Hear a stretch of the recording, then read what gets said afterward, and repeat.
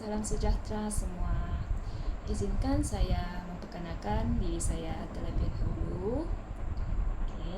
Nama saya Stefi Anak Witun. Saya berasal daripada Kuching, Sarawak. Saya merupakan pelajar diploma dalam bidang pendidikan awal kanak-kanak di Universiti Terbuka Malaysia Cawangan Sibu, Sarawak. Nombor matrikulasi saya adalah 96111355600001. Pada hari ini saya akan membentangkan slide yang berkaitan dengan tugasan HDPS 2103, iaitu tugasan keluarga dan komuniti dalam pendidikan awal kanak-kanak. Mari kita beralih kepada slide yang telah saya sediakan di depan ini. Tajuk slide kita pada hari ini adalah peranan penglibatan keluarga dalam pendidikan awal kanak-kanak. Terdapat 4 kandungan dalam tugasan yang saya sediakan ini dalam slide ini, iaitu yang pertama adalah konsep penglibatan keluarga dan teori yang berkaitan. Yang kedua adalah bentuk penglibatan keluarga. Yang ketiga adalah analisis kerjasama keluarga dan komuniti. Dan yang keempat adalah cabaran dan strategi meningkatkan penglibatan keluarga. Kita bermula dengan konsep penglibatan keluarga dan teori yang berkaitan. Mari. Teori Overlapping Spheres oleh Joyce L. Epstein. Joyce L. Epstein telah memperkenalkan 3 komponen utama, iaitu yang pertama adalah keluarga, yang kedua adalah sekolah, dan yang ketiga adalah komuniti. Joyce L. Epstein juga telah memperkenalkan 6 jenis penglibatan, iaitu yang pertama adalah keibubapaan, yang kedua adalah komunikasi, yang ketiga adalah sukarelawan, yang kelima pembelajaran di rumah, yang kelima adalah kebolehan dalam membuat keputusan, dan yang terakhir sekali adalah kerjasama antara pihak ibu bapa, komuniti dengan pihak institusi pendidikan. Kita beralih pula kepada teori ekologi yang diperkenalkan oleh Urie Bronfenbrenner. Terdapat 5 sistem penglibatan keluarga yang diperkenalkan oleh Urie Bronfenbrenner, iaitu yang pertama adalah mikrosistem, yang kedua adalah mesosistem, yang ketiga exosistem, yang keempat makrosistem, dan yang kelima adalah kronosistem. Di sini izinkan saya menghurai sedikitlah berkaitan dengan kelima-lima sistem penglibatan keluarga yang diperkenalkan oleh Urie Bronfenbrenner ini. Kita mula daripada makrosistem terlebih dahulu. Makrosistem merujuk kepada nilai budaya, kepercayaan, norma sosial, undang-undang dan dasar masyarakat yang mempengaruhi kehidupan serta perkembangan kanak-kanak. Contohnya seperti kanak-kanak menghormati orang tua.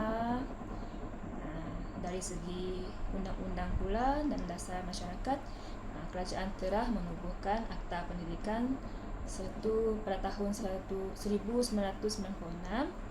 untuk pendidikan kanak-kanak, hak pendidikan kanak-kanak. Kita beralih pula kepada sistem mesosistem. Mesosistem ini adalah satu hubungan yang terjalin antara keluarga, sekolah, rakan sebaya dan komuniti. Apa pula ekosistem? Ekosistem merupakan persekitaran yang tidak melibatkan kanak-kanak secara langsung tetapi masih memberi kesan kepada perkembangan mereka. Contohnya adalah seperti tempat kerja ibu bapa mereka, program perkhidmatan komuniti yang ada di sekeliling kita, sekeliling kanak-kanak, dan begitu juga dengan media massa.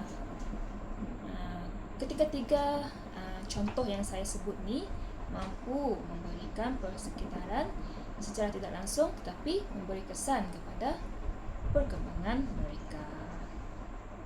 Kita beralih pula kepada makrosistem. Makrosistem ini adalah komponen dalam teori sistem ekologi yang melibatkan nilai budaya, kepercayaan, norma sosial, sistem ekonomi dan dasar kerajaan. Manakala sistem yang terakhir adalah kronosistem. Kronosistem ini adalah peristiwa-peristiwa penting yang berlaku dalam kehidupan kanak-kanak dan juga perubahan yang berlaku dalam masyarakat yang memberi kesan kepada perkembangan mereka secara langsung dan tidak langsung. Okey, kita kembali sekali lagi kepada slide pembentangan saya. Okey, seterusnya kita bergerak kepada model perkongsian keluarga sekolah. Terdapat 5 prinsip utama model perkongsian sekolah, iaitu yang pertama adalah komunikasi yang berkesan, yang kedua adalah penglibatan ibu bapa dalam aktiviti pendidikan, yang ketiga adalah sokongan pembelajaran di rumah, yang keempat adalah kepercayaan, dan yang terakhir sekali adalah kerjasama. Kerjasama dimaksudkan di sini adalah kerjasama di antara keluarga, sekolah, komuniti. Okey, seterusnya kita bergerak pula kepada bentuk-bentuk penglibatan keluarga. Okey, keluarga berpendapatan rendah B40. Okey, keluarga berpendapatan rendah B40.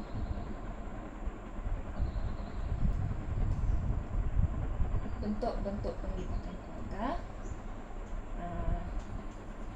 Keluarga berpendapatan rendah B40 ini biasanya mempunyai masalah kekangan masa yang disebabkan oleh jadual kerja yang terlampau padat dan juga tanggungjawab yang terlalu banyak terhadap keluarga sehingga mereka tidak mempunyai masa untuk diluangkan kepada aktiviti-aktiviti yang dilaksanakan oleh pihak institusi pendidikan bagi menyokong perkembangan anak-anak mereka lah. Seterusnya adalah penglibatan ataupun penyertaan dalam aktiviti pembelajaran.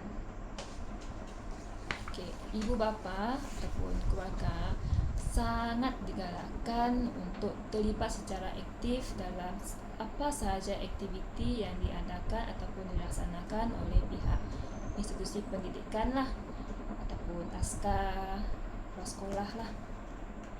Apa aktiviti-aktiviti yang boleh mereka sertai ataupun terlibat sama? Contohnya yang tidak melibatkan kos RM1 ataupun kekangan masa lah. Iaitu yang pertama adalah hari terbuka sekolah, mesyuarat ibu bapa, program keluarga dan gotong royong. Keempat aktiviti ini biasanya memang mengharapkanlah kehadiran ibu bapa dalam program tersebut bagi membantu menyokong perkembangan pendidikan anak-anak mereka lah. Seterusnya kita beralih kepada analisis kerjasama keluarga komuniti.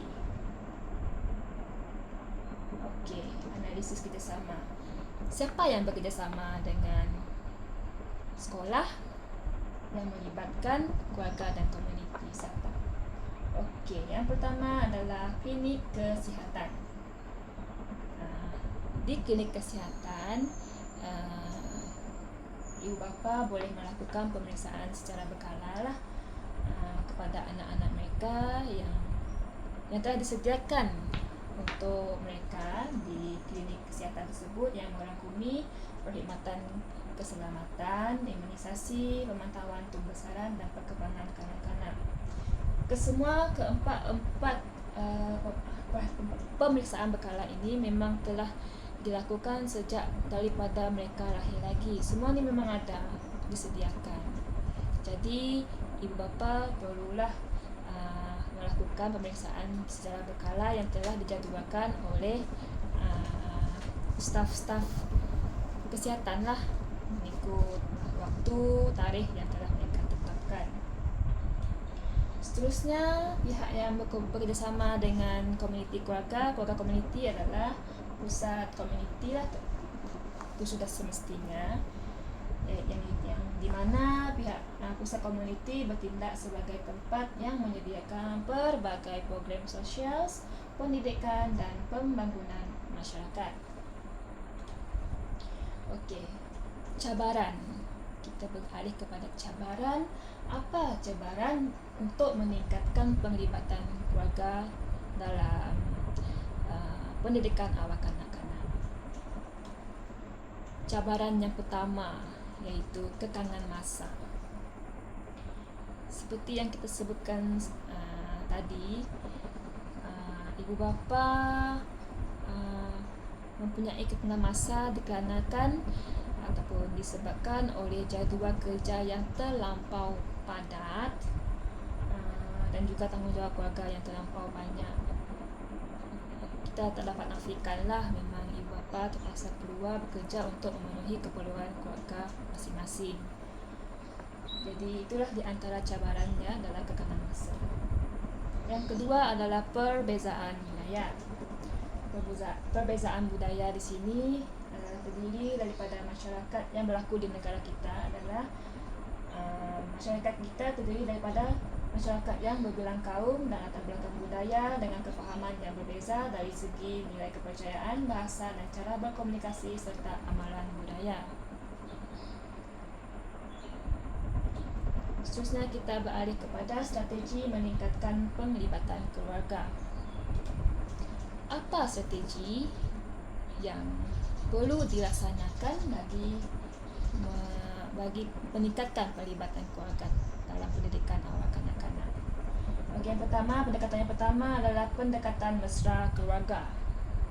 Strategi pendekatan mesra keluarga bertujuan untuk mewujudkan komunikasi yang terbuka dan berkesan, menggalakkan penyertaan ibu bapa dalam aktiviti taska atau prasekolah, menghormati latar belakang dan budaya keluarga serta menyediakan sokongan dan maklumat kepada ibu bapa. Yang seterusnya, strategi yang perlu, yang memang telah ada wujud, iaitu program komuniti. Program komuniti yang adalah seperti program-program penganjuran, program pendidikan dan kesedaran komuniti, aktiviti keluarga dan kanak-kanak di peringkat komuniti, program kesukarelawan dalam komuniti dan penyediaan kemudahan dan sumber pembelajaran komuniti seperti pusat internet Satu Malaysia yang masih bergerak aktif di seluruh negara sehingga ke hari ini. Okey, sekian itu sahaja untuk slide pembentangan saya. Tidak banyak, tapi inilah dia pembentangan yang telah saya sediakan. Saya harap